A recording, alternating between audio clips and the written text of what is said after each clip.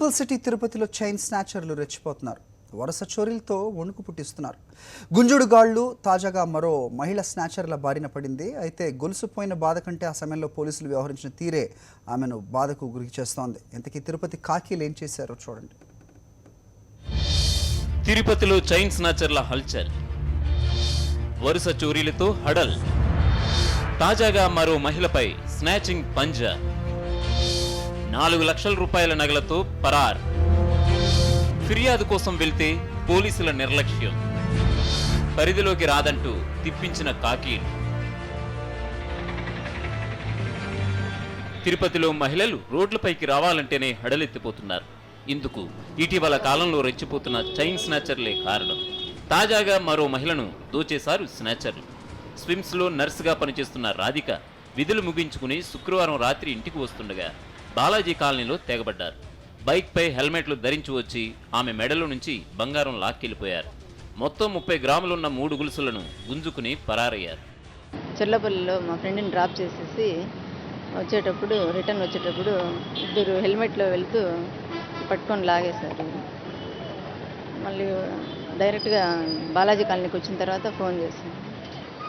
ఒక ఇద్దరు కుర్రాళ్ళు ఒక హెల్మెట్లు వేసుకొని రైట్ సైడ్ దూరి 3 చైన్లు, ఒక నల్లపూసల దండ, ఒక బొట్టు చైను, సాదా చైను పెరుక్కుని దాదాపు 130 గ్రాముల పైన ఉంటుంది.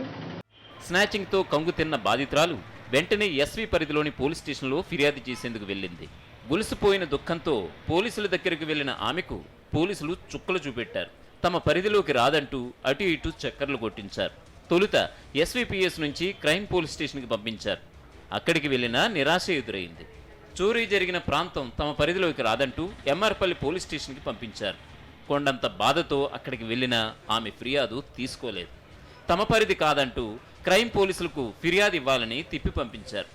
అక్కడికి వెళ్లినా ఫలితం దక్కలేదు. మా పరిధి కాదంటూ క్రైమ్ పోలీస్ స్టేషన్లో ఫిర్యాదు తీసుకోలేదు.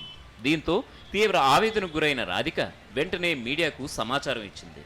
రంగంలోకి దిగిన మీడియా విషయాన్ని ఉన్నతాధికారుల దృష్టికి తీసుకెళ్లడంతో అప్పుడు బాధితురాలు రాధిక నుంచి ఫిర్యాదు తీసుకున్నారు.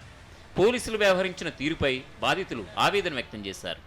ఎస్వి యూనివర్సిటీ పోలీస్ స్టేషన్ దగ్గరకు వచ్చి కంప్లైంట్ ఇవ్వాలనే ఉద్దేశంతో అక్కడికి పోతే ఇది మా లిమిట్స్ కాదని చెప్పి క్రైమ్కి పోమని. క్రైమ్లో వచ్చి వాళ్ళు చూసుకుని ఎంత ఎంక్వైరీ చేసి ఇది మా లిమిట్స్ కాదు,